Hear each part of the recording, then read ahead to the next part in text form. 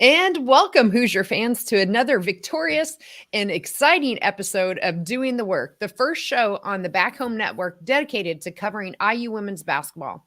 I'm your host, Kathy Amos, joined here by my co host, Jeff Marlow today.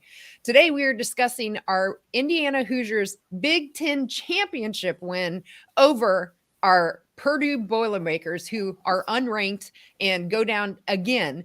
And our win is 83-60. It takes our record now to 26-1 overall, 16-1 in the conference. And again, this guarantees a share of the Big Ten regular season title for our women. Well earned and well deserved by those ladies. But let's start our show the way we start every show, and that is with our banner moment. And Jeff, I'm struggling really to come up with just one. There's so many today, right, that I think we could pick from. We have even before the game started, we had some great moments with Grace and Alyssa Geary being honored for Senior Day. We have our 1983 women's team who won our last time that we won a Big Ten championship title. They were being honored with the 40th anniversary of that championship today as well. But I'm going to go all the way to the end of the game, which is, I think, just cannot be overlooked, which is just when the buzzer sounded and we officially had won the game 83-60 again. I think this was just a fantastic testament to our program. They had a great celebration afterwards where Scott Dolson and the presidents came out and presented the trophy to our women. They all had their shirts on, and it was just a fantastic moment to see that in front of a sold out crowd, 17,222 fans all cheering them on to this fantastic victory. So to me, I think that the whole day today was just a banner moment, and it culminated with that win and the buzzer going off for us today. And our banner moment is sponsored, as always, by Home Field Apparel. Home Field is constantly releasing new schools or updating the products for schools in their existing line. And maybe, hopefully, we'll even see another championship shirt coming out from Home Field, commemorating our championship win today, and even more coming in the postseason yet. But they're always refreshing all of their schools that they have as well. So if you're want IU gear or any other college team, you can go out to homefieldapparel.com and find something for you, your friends, your family, or anybody in there. Again, you can also go there if you haven't purchased before. You can use our promo code HOME, HOME, for 15% off your first order. So once again, that website is homefieldapparel.com. Wear one for the team.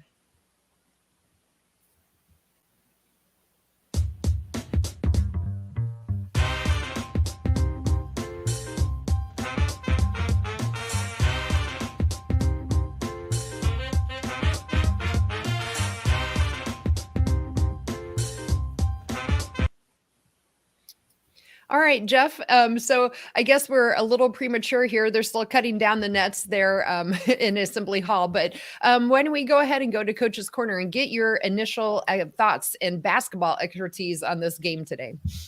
Yeah, I just think that's one of those where people can jump on and follow in as they come on from the celebration. But obviously, our show is we can't wait. We want to be live immediately after the show. I'm going to go. To me, it was maybe because we don't do meaningful moments per se, but I'm going to go to that moment when Grace Berger left the floor in her last regular season game, and just that moment with her and Coach Moore and the hug, and you could just tell that. And Grace is going to go out as the winningest player in program history. And who knows, there may be some ones who bypass her in the next year or two, but she's going to go out as the winningest player in program history. She's going to go out as a legend in the program. So I thought then just that moment, being a former coach, that moment with her and Coach Morin, where you could kind of tell just, this is what the vision was when they recruited her and what she had been working hard for to get to that point where they were winning a Big Ten title. And of course, obviously that's just one check mark off on the things that they want to accomplish. But I'm going to go to that. But as far as X's and O's, I thought they made a nice adjustment in the second half. I thought Purdue really got them out of sync in the second quarter when they went to really kind of a box and one on McKenzie. And it really kind of seemed to take them away from going to her.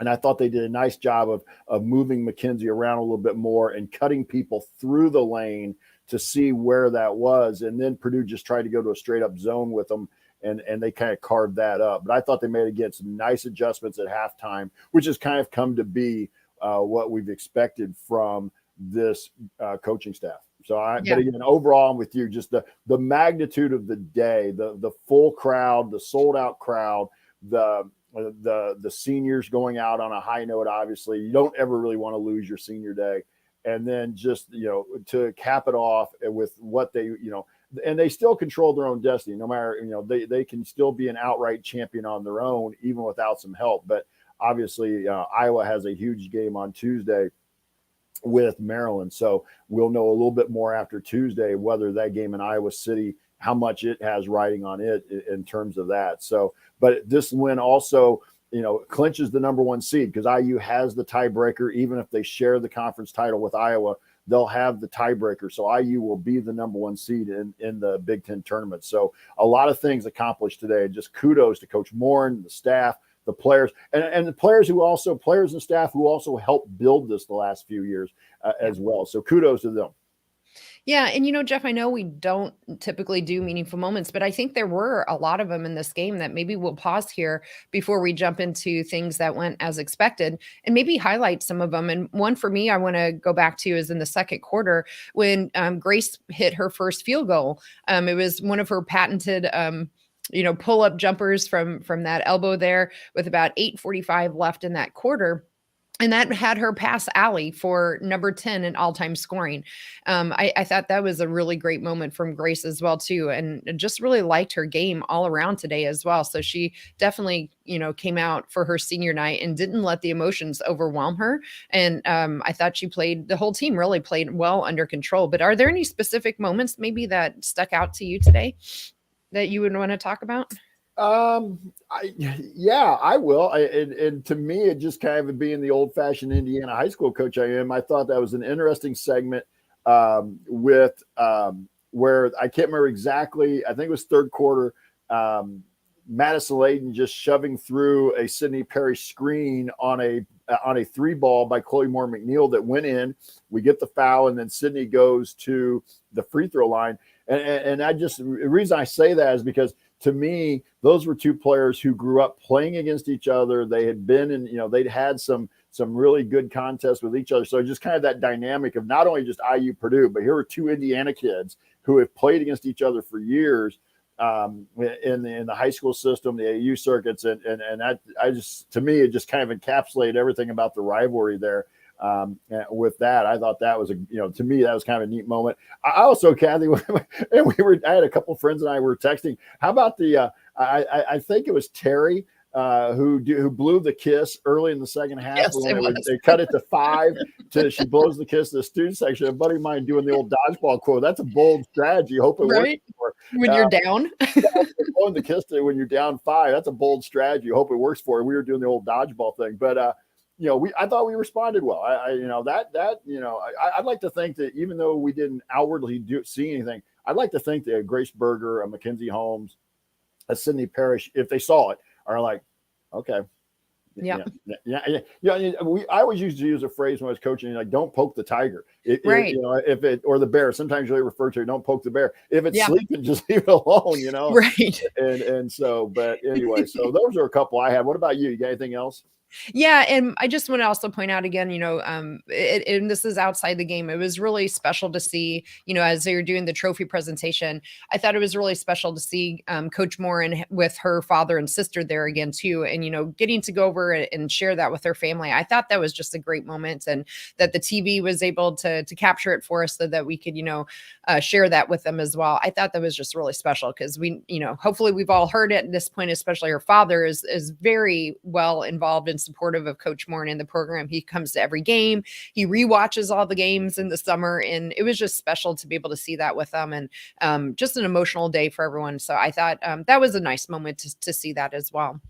Do you have anything else, or do you want to jump into things that weren't expected? We can keep talking about all these fun moments from today. Yeah, let's head on over to the as expected, because like I said, I don't, there were so many. We could be here for an hour just talking about the meaningful moments. Yeah, there definitely were. So how about you start us off, Jeff? What went for you as expected today? Back to I thought they had a little bit of a lull in the second quarter. Like I said, I thought Purdue got them out of sync. But again, 20 assists. on 32 made baskets. We just expect this team to help each other get open. We expect this team to find the open player. And I think that also goes back into what I mentioned earlier. Just as expected, we think this staff is going to make proper adjustments at halftime and throughout the game. So I thought that was all indicative, kind of all together was indicative of everything. Those three things kind of go together. What about you? Yeah. Yeah, I think just the adjustment again that we saw coming out of halftime, and my feed cut out a little bit, Jeff, so I kind of missed your moment. So if I'm repeating it, sorry. But as expected, yeah, that third quarter adjustment again, right? We came out, we were up by 3 at halftime, and then we came out and outscored Purdue in that third quarter, 27-12. That was by far, in terms of offensive production, our best quarter, and that was a great adjustment after Purdue ended the second quarter on a 7-0 run that put them within 3. And this is something I think we've really seen from this team this year, as quite often is going into halftime, maybe the game's a little tighter than we would have expected, and they come out and they really just, make some great adjustments in that third quarter. Mackenzie was, getting involved. She scored, her and Grace in particular just really took control, I thought, in that third quarter. Megan McCowan called them the peanut butter and jelly of basketball. And I thought that was a nice analogy for Grace and Mackenzie, because they do go well together and they played really well in that third quarter, especially, I thought, as expected from the two of them, was a very good example of how well they do play together. What else do you have?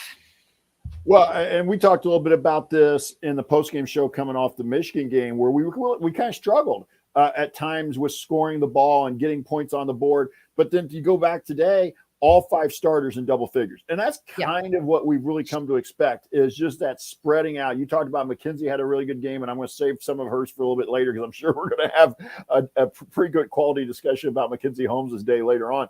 But, when you look at, we had 2 players with double doubles, and Mac just basically missed one. I mean, Sydney had 13 and 10, and then Grace ended up with 14 and 10 assists. So, just that's what we've come. To me, that's that big expectation that we kind of talked a little bit about the other night. For those who missed the Michigan postgame show, we really didn't get a lot of depth in our scoring against Michigan, and we found that today. But again, that's as expected. Yeah, absolutely. And that's the other thing, we've kind of come to expect as well from Grace, is the assists. And boy, was she on display today. She ended up with 10 assists, as you mentioned. So that was a fun way to get another double-double to go along with Sydney's double-double. So yeah, there were 5 players total for us that had double digits, plus Sarah coming in off of the bench with another 6 for us. So I thought all around, our main 6 players just, again, showed great teamwork. We had 20 assists on 32 made field goals. So just a really good ratio there, and getting to 20 assists, I think, is just what we come to expect from this team. What other expectations did you have that were met? Well, again, I know it would probably sound like we say it every game, but again, I thought Lily Meister gave us a couple solid minutes here and there today. She didn't get huge minutes, but she came on the floor and she picked up a rebound. I thought she played fairly well. Again, her minutes were limited today. I think that was also partly because Purdue went small, especially a lot in the third quarter and fourth quarter. And we saw Mackenzie. Maybe and I'll save that a little bit, but Purdue went smaller and tried to draw Mac away from the basket. And I thought that probably impacted how many minutes maybe Lily was playing. Yeah, I thought so too. So any other expectations you want to highlight today, or do you want to move to any surprises? I'll let you start with surprises. I don't know that I have a whole lot. To be honest, I'm struggling to come up with what I was surprised about in this game. So. I will say this surprised me. I think we've known that she's capable, but I thought Mackenzie showed good footwork, some decent lateral movement when she had to go out and hedge on the ball screen, or had to go out and guard, because like I was mentioning, I was trying to save that for this part, because I thought this was kind of a pleasant surprise. And I thought Mackenzie did a good job of really staying out of foul trouble, because like I said, Purdue went smaller, really took their true post player out of the game for a big chunk of the second half.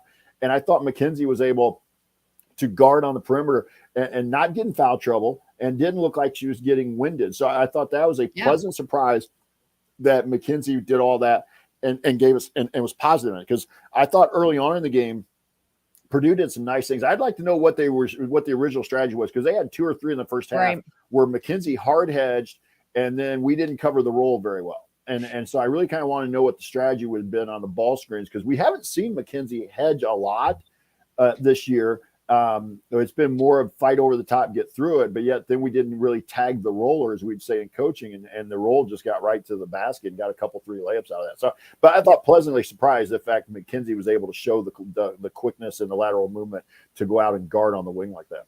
Yeah, I thought so too. That's a great comment. In fact, she had 3 steals today, one leading to that layup down at the other end of the floor for us.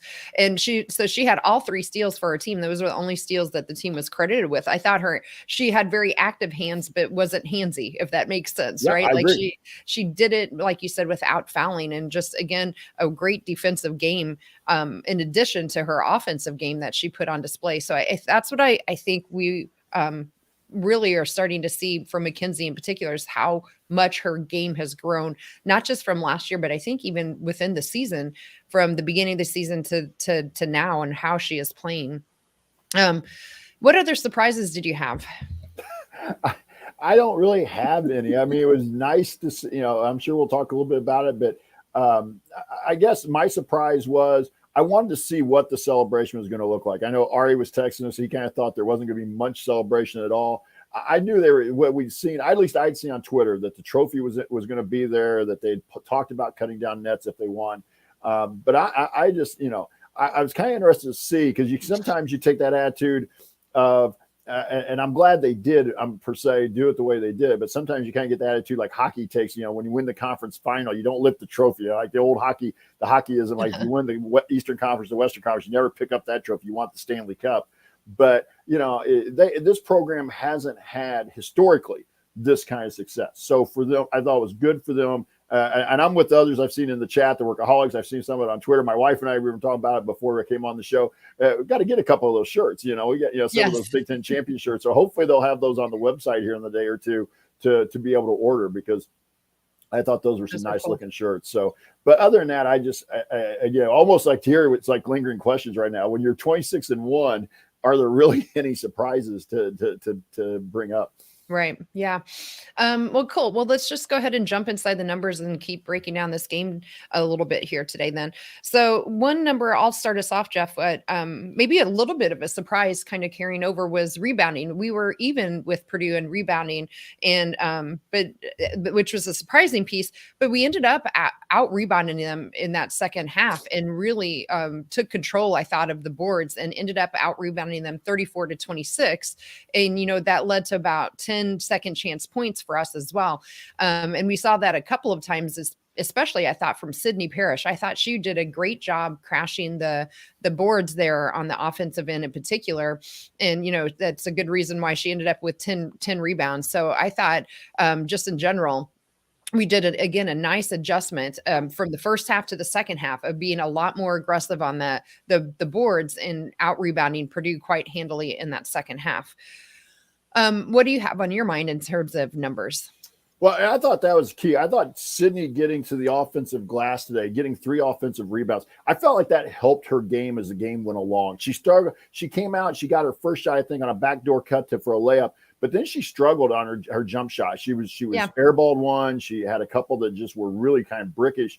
But then she started going to the glass and got in a couple offensive rebounds, couple of putbacks, and I felt like that really kind of got them going. And that was always one of the things I always try to get players to understand playing for me is like, if you are struggling, get to the line, try to get to where you can draw a foul and get to the line, or go get an offensive rebound, because that just that means you're moving, you're being active. And the more, I always felt, the more you're doing that, the more you'll get into the rest of the game, and the shot will come around. With that, I'm going to go diving into the numbers here a little bit. Yep. You talked a little bit about, obviously, when you have Mackenzie Holmes, that's a big key to it. Also, I'll go back to the rebound. I think part of that rebounding edge for us helped in the second half that Purdue tended to go a little smaller. I thought the defense picked up a little better and challenged more shots in the second half with that. And so, but we'll go points in the paint here. Indiana had a 34-22 advantage in the paint. And again, I thought that, again, that's just kind of expected. We expect IU to have a little bit of an advantage in the paint with how well Mackenzie's played, but we also do a good job of getting into the lane, into the paint off the drive. So that was the first number I had. Yep. So I wanted to highlight our shooting too. We shot out 5-7 to start the game from 3-point land. I think we had both Chloe knocked one down and Yarden knocked one down. So overall, we ended up 11 for 27 though from 3-point land. And that included 0 of 4 from Sydney. So I thought, like you said, that was a nice adjustment for Sydney to start really more going inside. But in general, I thought our shooting was good today. We had 53% again from field goals overall. And a big part of that was Mackenzie. She was 10 of 11 shooting. She didn't miss her first field goal until there was 6 minutes left in the game. And I thought she just really led the way with, again, how efficient she is and just so accurate as well. And they weren't all under the basket. We saw her be left open, kind of at the top of the key, somewhere in that area. And she knocked that one down. I think it was in the first half. So just in general, I thought 53% shooting and then holding Purdue to 43% shooting was a great, again, performance from our team. What else do you have? Yeah, I'm going to kind of go there. I'll follow up on yours, though. The shooting percentage is always going to look a little better when you go 69% in the third quarter. We shot well in the third quarter, but I'm going to go with the other side. I thought the defense, as I mentioned earlier, picked up in the second half. We allowed Purdue to shoot 50% in the first half and 14 to 28. But then the second half, we held them to 35%, 43% for the game. And again, this is just what we expect from this IU women's team, is for them to, once they get it, it may take them a little bit, and I thought the first half they struggled. I shouldn't say struggle, but I didn't think they were as locked in defensively, especially in stretches. But that second half, they got locked in, they moved better, they communicated better, and they hold Purdue to 35% in the second half. And that was a big number for me. Yeah, I thought so too. And just in general, this holding Purdue again to 60 points, this is another game and another game and another game where our team is holding the other team to well under their season average. So Purdue on the season has been averaging around 72 points per game. So we held them 12 points below that. And outside of Petrie, their leading scorers didn't have, a great night either. I mean, you had Ellis, who's been leading them in Big Ten play at around 15 points per game. And she ended up with just 12 today. And I thought she had to really work for those 12 points to get to it as well.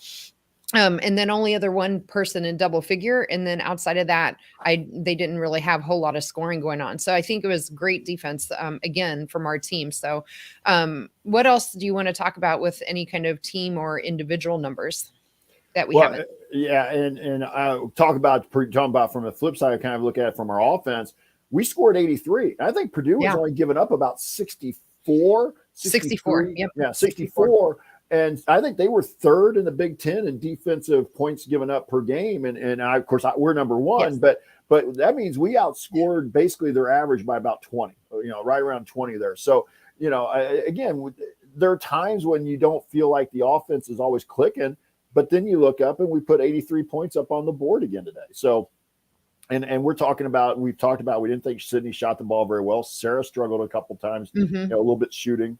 2 of 6. Yeah. Yeah. I was going to say, even though she hit 2. So, but I think it's just one of those things as well as we get, and I'll finish up the numbers here. Is Terry Moore has talked about this. Yeah. That's the one big difference between this year's team and the last couple of years. It's more explosive. And so when they have runs like they did in the third quarter, they're able to score in bunches. And we've seen that a number of times this year. We talked about this on Wednesday night, Thursday night, after the Michigan game, where they had a couple different 10-0 or 10+0 runs against Michigan. And that's just to the extent of how well this team can shoot the ball and score. Yeah, I thought so too. And they, and like we mentioned, we had all five starters in double figures, and then another 10 from our bench as well. I just thought it was a nice balance scoring as well as just pretty efficient as well with, again, 53% shooting. I thought I would touch a little bit on turnovers. I don't think it was really a major part of the game, although in that first quarter in particular, we forced 6 Purdue turnovers in just the first quarter, and they ended up with 14 and we did as well. The difference, I think, was really, even though we ended up even in turnovers, we turned ours into 21 points compared to 16 for Purdue. So we actually capitalized on those turnovers more so than Purdue did. So I don't think our turnovers hurt us. The surprising part was that Grace and Chloe Moore McNeil each had 3 and 4, and Mackenzie Holmes with 3. And that was what was surprising, especially with Chloe. We just don't see that from her. She has such a high assist to turnover ratio. To see 3 turnovers from her, I thought was a little uncharacteristic of her. So just a little surprising where they came from today, but not really much of a concern. Again, we were much more efficient in turning those Purdue turnovers into points for us anyway. The one concerning thing for me is the one concerning thing for me about those turnovers, though, was a couple of them were Grace had one, I think Sarah had one, and maybe even Chloe, where they just were almost, they got too deep on the baseline, like they tried to tiptoe it. And again, I understand what they're trying to do. Yeah. There's great plays that can be made from there, but you got to have a little better awareness of where you are in terms of the inline, and not get a kind of a cheap turnover there. Because I think the one they called on Grace, she actually was going to find, and I can't remember who it was, but there was somebody wide open the opposite corner that she was trying to throw it to. Right in the corner. And so I think it was Yarden. Yeah, I'm going to go into an individual stat here, Kathy. I'll just jump ahead into the individuals. But and I'll kind of steal from our friend Jay Horry here in Mediocre Jay. And Mackenzie Holmes, I don't want to get too deep into her stats, but stocks and that combination of steals and blocks. She had 7. She had four block shots, 3 steals today. And again, when you have somebody like Mackenzie who can kind of clean up in the paint and block some shots, because she's not always blocking the player she's guarding, she's coming and helping. That allows that defense to be just that little extra more aggressive, where they know they've got help on the backside if somebody beats them off a cut or a dribble. So, but for Mackenzie today, I thought that was a huge number, that the number of stocks, the blocks and steals, which was 7.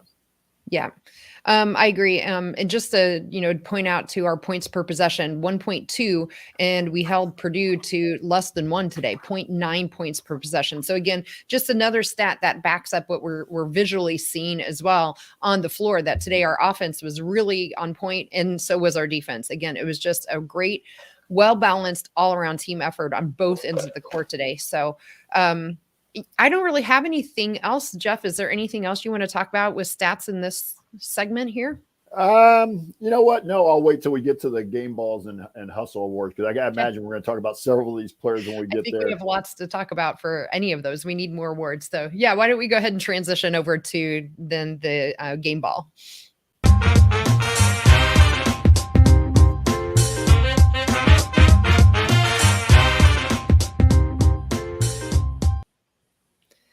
All right. And with that, we will go ahead and transition to our game ball for today. So for those of you who are playing along at home, if you want to throw some votes in there for game ball, go for it. Today we are going to, let me recap, I guess. So in terms of game balls, Mackenzie Holmes has won 15 already this year. We have 3 each for Yarden, Grace Berger, and Sydney Parrish. And then Chloe Moore McNeil and Sarah Scalia each have 1 as well. So just got it scrolling there on the ticker there if you're watching on the YouTube feed. But Jeff, I'll let you go first. Who do you have for your game ball today? Wow, man, there was a tough one here. There's so many to pick from. There's a bias. I have a little bit of a bias because you put up 14 points and 10 assists, 4 rebounds. Her only drawback of the day for Grace Berger was the 4 turnovers, but I can live with 4 turnovers when you're getting 10 assists. But I think I'm going to have to go with Mackenzie again here, just because 10 of 11. I mean, you can't get really any more efficient than what she did. And against a Big Ten team, I mean, yes, they're unranked, Purdue is, but it's against a solid Purdue team that should be making the tournament. As long as they don't bottom out here the last 2 weeks of the season, they win, in my opinion, if they win a couple more, whether it's this week or in the Big Ten tournament, they're going to advance to the NCAA tournament. So it's a tournament team, in my opinion, that she went 10 for 11. She had 7 rebounds. She had an assist, and I already mentioned her blocks and steals. So, and I know Mackenzie's not a ball handler, so she has to rely on somebody like Grace or Chloe to get her the ball a lot of times. But, I just have a hard time going against the kid who went 10 for 11 on the day. Yeah. And there's so many ways we could go today. I mean, you had Sydney with a double-double, and I thought she was, really active again on the boards. You had Grace with a double-double between points and assists, and Grace becoming, cracking that top 10 of all-time scoring. And then you already mentioned Mackenzie with her 10 of 11 shooting and Her defense was really great today as well too, and I thought Yarden had a nice game too. But I think I'm actually going to deviate a little bit, Jeff. I'm going to vote for Grace here today because I thought she again had a very complete game. It was her last regular season game here at Assembly Hall, and she didn't let those emotions that I'm sure she had get the better of her. And I'm overlooking the turnovers for sure, and I'm going to vote for Grace with that double with the assists, 10 assists to me, and cracking the top 10 in scoring. Even though McKenzie is 10 of 11. So I guess we'll throw it to the workaholics here to see who might break our tie. So we got a couple votes for Grace. We have Sydney and another one for Grace. So well, since Grace yes, since it's down to Grace and Mac, I think we got to go with Grace on this from the couple who've already mentioned Grace here and as well. I have no problem with that. Like I said, I could have gone with that. It's just one of those that, it's a nice problem to have. We're not sitting around here going, guess we'll just give it to one player. We've got multiple players that we can give this to. So congratulations to Grace Berger. Yes, absolutely. So that makes Grace's 4th game ball for the year. So how about we move over then to our Hoosier Hustle Award then, Jeff? So again, I'll recap as Jeff puts up the scroll here at the bottom. So in terms of great Hoosier Hustle Awards this year, we have Sydney Parrish with 7, Chloe Moore McNeil with 6.5, Grace Berger with 4.5, Lily Meister with 2.5, and then Lexi Bargesser with 2, and then 1 each for Alyssa Geary, Garzon, Peterson, and then Sarah Scalia has a half of a Hoosier Hustle Award. So Jeff, same here. I think there's lots of different ways we can go. What do you want to talk about with Hoosier Hustle today? Yeah, and this is one of those I really felt like, again, I this was kind of where I was leaning toward Grace for the Hustle Award. So obviously we're taking her out of that here. And then, but Sydney, Chloe Moore McNeil goes 5 for 10, 4 of 8 on threes. I think they said on the broadcast that was a career high made threes in a game in her with 4. She finished with 2 rebounds, 5 assists, and she had 3 turnovers as well, as you were mentioning earlier. So I thought Chloe's in that mix for Hustle. Again, she's generally getting a pretty solid defensive assignment as well. Yarden Garzon, as you mentioned, 12 points, 4 of 9, 4 of 8 on 3. So all of her makes were beyond the arc, 6 rebounds and assists with Yarden. But I'm going to go to the kid that also had the other double here. Then I'm going to go Sydney Parrish, which is where I was kind of leaning on this to begin with 13 points, 10 rebounds, and a block for Sydney Parrish on the day. And I just felt like Sydney's energy, especially as the game went along, got better with that. So that was my choice for the Hustle Award. Yeah, I think this is similar to our game ball. This is a fantastic problem to have, right? Where, we can talk about Chloe. I thought she was fantastic, 4 of 8 shooting from 3-point land. And she, again, uncharacteristic turnovers, but she also had 5 assists and, just ended up with 14 points. And I thought she was all over the court again on defense, just doing what we've come to expect from her. But I'm gonna vote with you as well. I think Sydney just hustled all around, especially on the boards today, and really gave us a lift in that second half on the rebounding side that I thought needed coming out of halftime. So I agree with you on that. And so we will give that to Sydney. And I believe that makes it now her 8th Hoosier Hustle Award. So Jeff, I guess this takes us yet again to lingering questions, which has been kind of hard for us to come up with. Do you have any lingering questions from today's game and this fantastic monumental win for the program? It's not really so much a lingering question as it's an upcoming question. And I kind of floated this out there a week or so ago, and I can't remember if you were on that night, if you were gone when we did it. That game, Iowa at Maryland, will probably have a big impact on my upcoming question rather than lingering and how does Terry Morin play that game next Sunday in Iowa City? They've already clinched the number 1 seed in the Big Ten tournament. Even if they lose in Iowa City, they're not going to fall out of a number 1 seed at the NCAA tournament. And I think they'd have a hard time even dropping down even a spot. I mean, I think they're going to. I think right now, as long as South Carolina is where they're at, they're locked into that number 2 overall seed anyway. And I'm not sure they drop even if they lose a game in Iowa City. But let's say Iowa loses in Maryland on Tuesday. no matter win or lose, you're the outright Big Ten champion. Does she play the starters, or does she? And if she does she kind of limit minutes, especially if the game? Because Iowa's going to be hopping. Kathy's actually going to be there. Kathy's going to be there wearing her candy stripes, and she's going to be in that crowd. So hopefully she gets out of there. I know the Iowa crowd will treat you well, but yes. She's going to be a little pin of red in a sea of yellow and gold. But and that place is going to be frenzied. And so how will they play that game if they have the Big Ten title outright, that even if they lose? And so I'll be interested to see how they play that game. But again, we really won't know until after Iowa plays at Maryland on Tuesday. And the reason, and I think that game's huge, is we were texting a little bit back and forth yesterday. I think if I read the tiebreaker right, and I could be off a little bit, so don't take me 100% on this, workaholics, but I think if Maryland can win out, they can get the number 2 seed. And so that game becomes a little bit bigger for them, possibly because you would, but in terms of seeding for NCAA tournament or for the Big Ten tournament, but also because obviously it'd be a quad 1 win for them against a very good team in terms of their NCAA tournament seeding. So it's more of an upcoming question rather than lingering, because I don't now have any lingering questions about this group. Yeah. But what do you think, Kathy? I'll ask you, what do you think if you were coaching? If you, and again, kind of the either or scenario, if you got to win in order to be the outright champion, or you've already got the outright championship, does that affect the way you kind of control the minutes next week? From what we know of Coach Moore, I don't think it is. I think she's too competitive that she will, if Iowa loses on Tuesday to Maryland and we've clinched now outright, I still don't see her going in with a chance to ruin Iowa's senior day. And that's been pointed out in the Workaholics. Yeah. Oh yeah. Thanks, Jim. So, they ruined ours last year. So let's get a little payback. I just, Coach Moore has said many times that she hates losing almost more than she likes winning.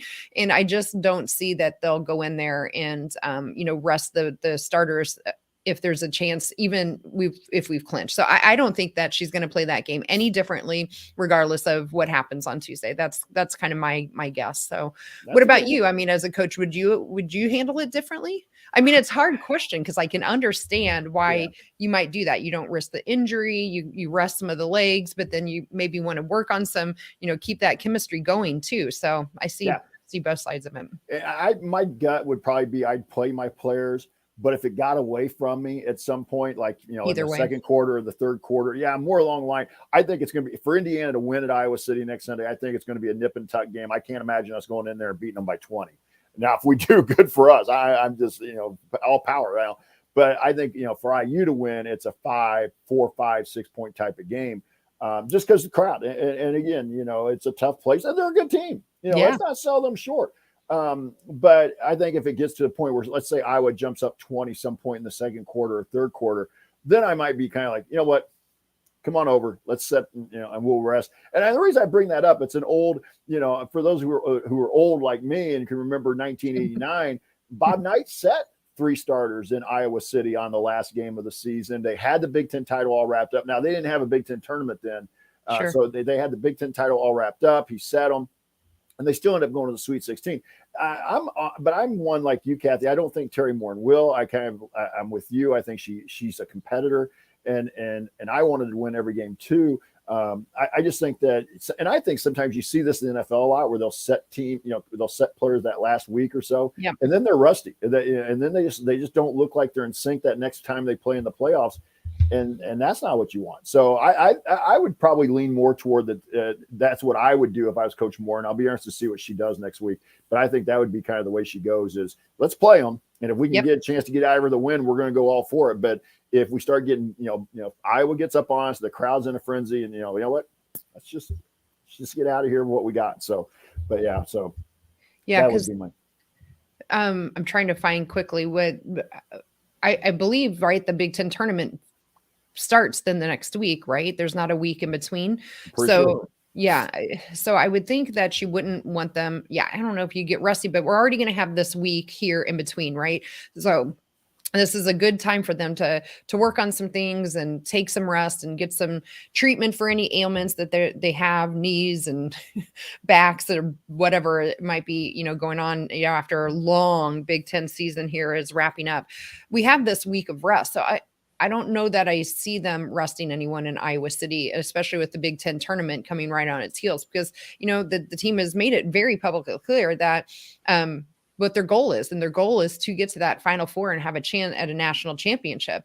It's also a goal to be Big Ten champions. They've partially fulfilled that here. I'm sure it's outright that they're wanting, and they want to win the Big Ten tournament. And so I think all of those are, kind of leads me down the path of, I don't see that she handles this game on next Sunday any differently.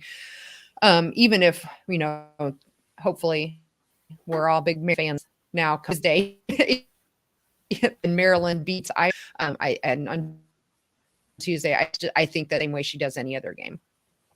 Yeah, I would agree. I don't have any real lingering question. What else is on your? Yep.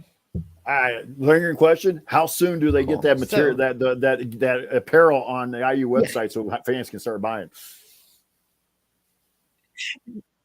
Right. Yeah. Well, I'll start checking here, hopefully right after we're finished with the show. I'm eager to get one of those too. Maybe I can even, wouldn't that be nice if I could get it in time to wear it on Sunday over to Iowa City? That would be fantastic. I don't have any other lingering questions. How about you? That's it for me. Okay, so normally, everyone, this is where we would stop and highlight Iowa, our next opponent.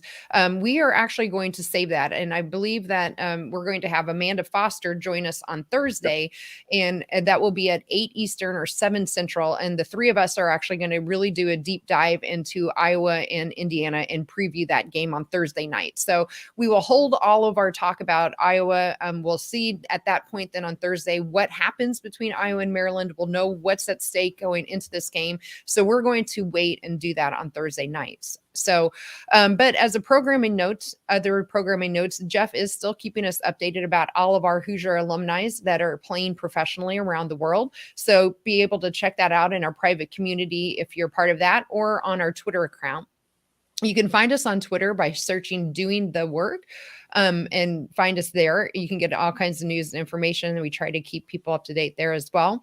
If you are not part of our private community with the Assembly Call group, you should check us out. Go to assemblycall.com and go to the community page, and you can join there.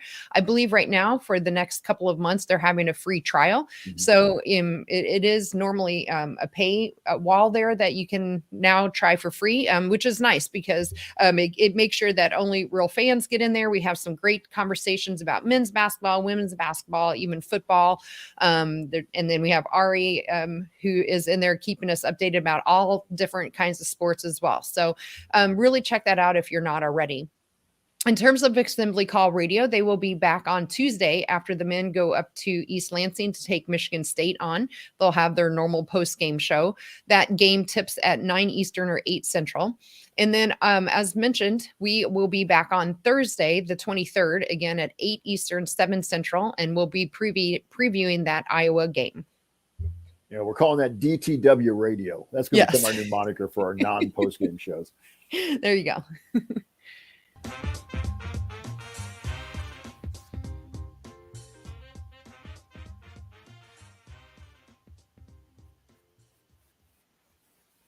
All right, Jeff. So it is now time for our last call. So how do you want to wrap us up today? What's on your mind here? I'm just going to wrap it up, Kathy, with, congratulations, like I said earlier, to the players, the coaches, past and present, especially these ones who have played with Coach Morin and been part of the staff for the last 4 or 5 years, who really built this up. And I will say this, I may be speaking, putting my foot in my mouth a little bit, but I got to imagine there are some players like Tyra Buss and Amanda Cahill and Alexa Golbe who were staying up late over in Europe tonight to watch this game. And others as well, not just those three, but I know those three are overseas. And Nikki Cardano-Hillary, those four who are overseas right now, who played for Coach Morin, who've been part of this special run of success. The Cahills and the Busses and that group kind of got them going into the Assembly tournament on a regular basis and won that WNIT, which I really firmly believe is what really started this run, was that showed that Indiana could win at a level like that. in the women's basketball program, and then the others who have come through. And of course, Pat Berg's on the staff now. And so on. So I just think that it's not just about this year. I think Coach Moore would tell you that as well. This isn't a one-year thing. This has been building. And so congratulations to those players and coaches, past and present, on a Big Ten championship for the first time in 40 years. Yeah, absolutely. It's hard to follow that up, Jeff. Quick update. We do have someone in our chat that says the pre-orders for the championship t-shirt are available already on the web. So after we get done here, we can go search for that and pre-order our championship shirt. So I'm just going to echo everything you just said and probably repeat quite a bit of it. But yes, huge congratulations to our team, to our coaching staff, and to the fans that showed up again, right? This is 17,222 tickets sold to this game today, and a sold out official crowd for the first time in program history. And thank you to all of the players who came before this team, and helping to pave the path, as you mentioned. We wouldn't be here without them, including that team from 40 years ago, the 1982-83 team that won that first championship way back then. So it was great that they were in attendance to be able to watch it as well. And I hope that we see this going forward, right? Like we're going to have games now in Assembly Hall for the first round of the NCAA tournament. And so can we sell out again? And let's not make this a one-time thing for the women. I think they've earned this, and we need that, support to continue on, not just for the last game here of the regular season. So it was great to see it. It was great to see all those folks lining up as early as 4:30 in the morning to try to get seats in there. And I'll be excited to see what kind of changes this, sparks for the program next year, in terms of, maybe they'll do some things differently with crowd control and traffic control, and, maybe assigned seating and things that'll continue to grow the program the way that we've been seeing it, especially the last 3 or 4 years here. So overall, just great. Yeah, go ahead. I'm sorry I interrupted you, but I think that was something I saw on Twitter or so, maybe even in Ari. I might give credit to Ari here. That I thought saw either maybe it was in the community or I saw it on Twitter somewhere. There are going to be some discussions, I think, in the off season here coming up in the athletic department about how to really take this program and start thinking more along the lines of the bigger crowds and things such as that and I hope it will not offend anybody, but to more maybe rather than everything being a general admission seat, that your season ticket holders will get assigned seating and parking and things like that. They're all going to be kind of moving toward what we kind of expect on the men's side in terms of all that. And with that, and Kathy, you talk a little bit about, that 1983 team. Yeah, it's just hard to believe that it's been 40 years with that to get here. I've also been having some fun with Quang in the chat. He's trying to catch up. He was watching the post-game celebration on the TV instead of us, Quang. All right. But, you talk about I lost my train of thought because you mentioned something I was going to kind of follow up. You were talking about the 1983 team. Yeah, and there was something else you'd mentioned too that kind of went along with the whole process of and not only that, I was going to say we want this run to continue. Yeah. But realistically, with Mac and Sarah both coming back next year, with Grace and Alyssa being the only ones who at least right now we know won't be back, this team next year is built to have success next year as well. Right. So it's not just, we want them to be successful now. I want to see Grace Berger and Alyssa Geary go out go as far as they can, possibly win a national title. But this program should stay a pretty competitive program on into next year, just based on the recruits she has coming in, who's coming back from this team, and then also, no matter who you might get in the portal, and who, you don't know, maybe somebody will leave in and out of as well. But this team will be pretty good next year as well.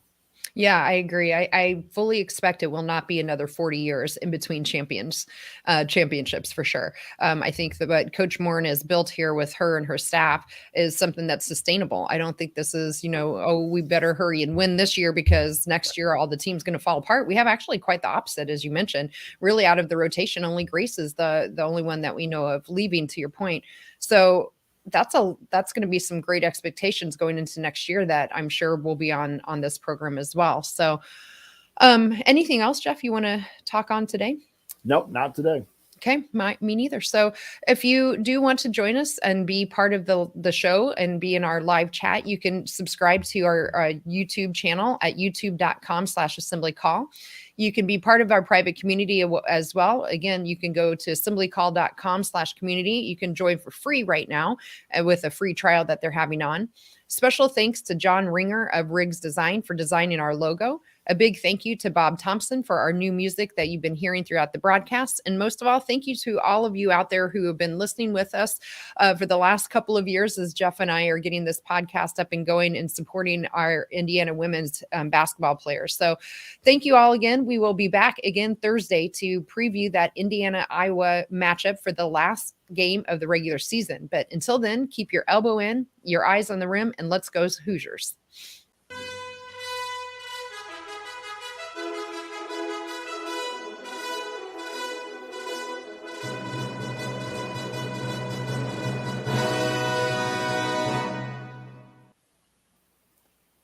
Awesome. I liked the beginning, Jeff. That was really cool. Yeah, I may have to try and work on that one a little bit. I just, and see what I can do with it, because that's I just PowerPointed that together and put it into a video format. So yeah, that was neat. I liked it. So, well, how about that? Nice way to end the weekend here. Wrap it up with a Big Ten championship. Yes, very nice. With being the first podcast dedicated to women's basketball, they got to send us some material. Send us some material. Right. Yeah, I know they don't care. Yeah. But and thanks to all the workaholics out here today. Again, I know on a Sunday it's sometimes hard to jump in, but enjoy having everybody in. And I know some of you were like, I was having fun with Quang. They were watching the post game a little bit on BTN and stuff, and that's fine. But we didn't want to delay our broadcast because we just felt everybody's used to us being on pretty much right after the game. So, I do agree with you. I think this week will be huge. I think it will help them. I'll bet Coach Morin gives them a day or two off. We've always, Grayson said they always get the day after anyway. Yep. I wouldn't be surprised if they get a second day this week of at least not 5-on-5 on the floor activity. They'll watch film. They'll do things like that. But I wouldn't be surprised if she gives them a couple days this week away from an organized practice per se. Sure. Yeah. Cool. All right. Well, should we end this broadcast then and go enjoy our Sunday afternoon? Go find some shirts to pre-order. Yeah, I agree. So, and I'll get everything uploaded here. All right. Sounds good. All right. Thanks, everybody. See you, everybody. We'll talk to you Thursday with DTW Radio. Yes.